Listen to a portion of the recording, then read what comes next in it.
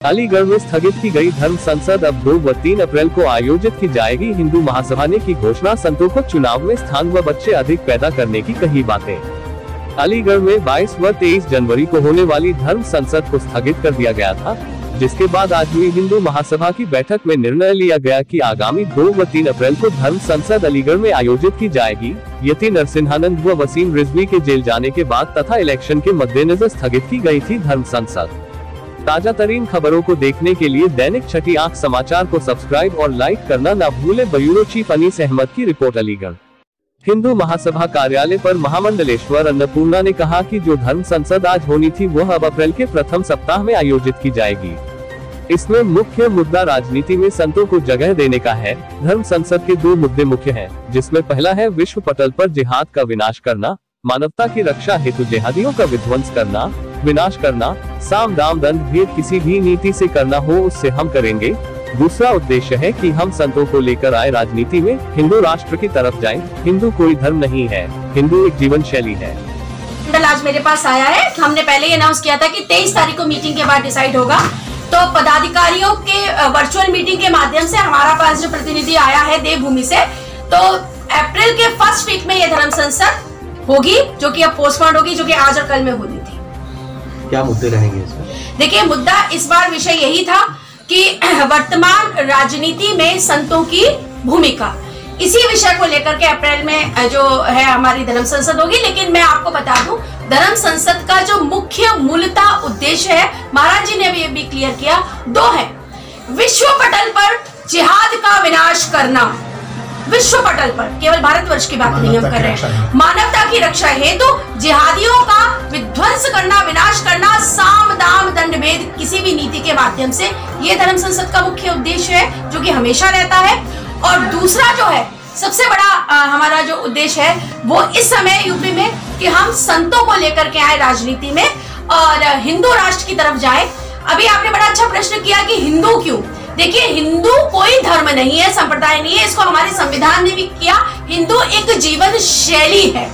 हिंदू का उद्गम कब हुआ ये आप और हम भी सही तरीके से नहीं बता सकते हैं, क्योंकि हिंदू जो है वो एक विचार है, एक उदारता है, एक सुनियोजित तरीके से भाईचारे में कैसे रहना चाहिए, वो संवाद है, वो प्लेटफॉर्म है। और ऐसे में जब हिंदू राष्ट्र बनेगा तब ऑटोमेटिकली जो जाति और धर्म के आधार पर वैमनस्यता हमारे कुछ दुष्ट लोगों ने दुष्प्रचार करके फैला दी है, वो सही मायने में एकत्र होकर के आगे बढ़ सकेगी और हिंदू राष्ट्र घोषित होगा।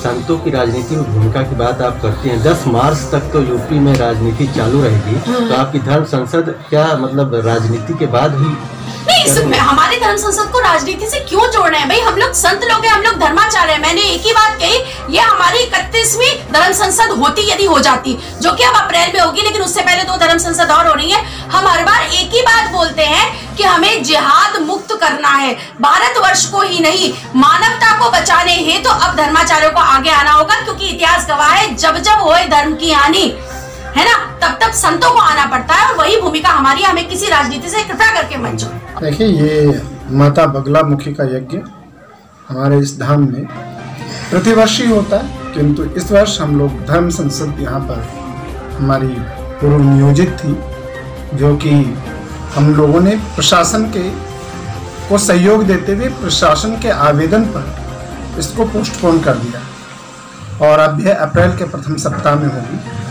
और निश्चित तौर पर अलीगढ़ में ये जो सूक्ष्म कार्यक्रम रहा, ये बहुत ही अच्छा रहा। और हम लोग एक बात कह सकते हैं कि जैसे परम पूज्य महामंडलेश्वर साध्वी अन्नपूर्णा भारती जी ने आपको बताया कि कैसे इस समय माता बगलामुखी के यज्ञ में 2 ही बातें मांगी गई कि हमारे 2 धर्म योद्धा जो इस समय उत्तराखंड पुलिस की कस्टडी में है विभिन्न धाराओं में।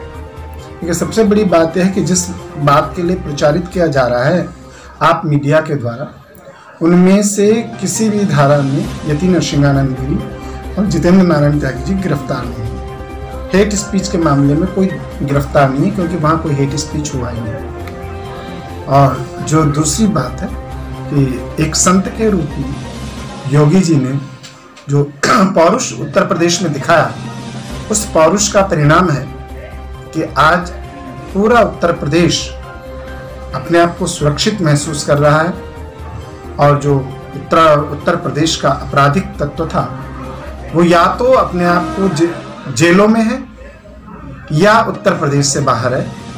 ऐसे सुशासन के लिए मर्यादा पुरुषोत्तम भगवान श्री रामचंद्र के शब्दों में कहें तो सन्यासी ही सर्वश्रेष्ठ राजा हो सकता है। तो हम एक ऐसा राजा की परिकल्पना जो हम लोगों ने करी थी और अब संत समाज को अपने नायक के तौर पर योगी जी में दिखता है। दोबारा धर्म संसद कब हो रही हो, कहाँ आयोजित? देखिए, धर्म संसदें तो लगातार हो रही हैं। अभी फरवरी में हमारी धर्म संसद रोहतक में है, मार्च में हमारी ऊना में है और अप्रैल में पुनः या हरिगढ़ में ही होगी। और ये स्थानीय जो हमारी परम पूज्य महामंडलेश्वर हैं साध्वी अन्नपूर्णा भारती, ये स्थान का चयन ये लोग करेंगे वो कहाँ पर होगी। धर्म संसदें तो तब तक चलती रहेंगी। अलीगढ़ में कब होगा? अप्रैल के प्रथम सप्ताह में। और ये निश्चित तौर पर तब तक चलती रहेंगी जब तक हमने आपको कहा कि दो बातें धर्म संसद का मुख्य उद्देश्य है। एक है जिहाद, संपूर्ण विश्व में मानवता की रक्षा के लिए जिहाद का संपूर्ण नाश, और दूसरा भारत यह हिंदू राष्ट्र बने। इन दो चीजों को लेकर के और उसकी रणनीति तय होती है और बाकायदा संवैधानिक दायरे में।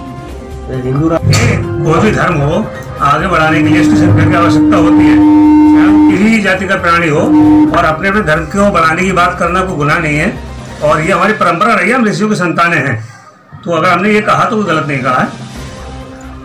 कितनी संतानें पैदा करने की बात? ज्यादा से ज्यादा सभी जब तक सरकार हम पे कुछ नहीं लगाती है। पैदा करते हैं उसी तरीके से हिंदुओं को करना चाहिए। जिस तरीके से मुसलमान बच्चे पैदा करते हैं आप मुसलमान को क्यों जोड़ रहे हैं? हम तो कहते हैं जितना भारत के आम नागरिक बच्चे पैदा कर रहा है उसमें हम भी सामने रह, क्या परेशानी है? हिंदू मुस्लिम सिख ईसाई सभी को पैदा करना चाहिए जब तक सरकार लोग अपने आप लाएगी। संत को लगभग कितने बच्चे पैदा करने चाहिए? अब आप अंदाजा लगा सकते हैं कितने कर सकता हूँ?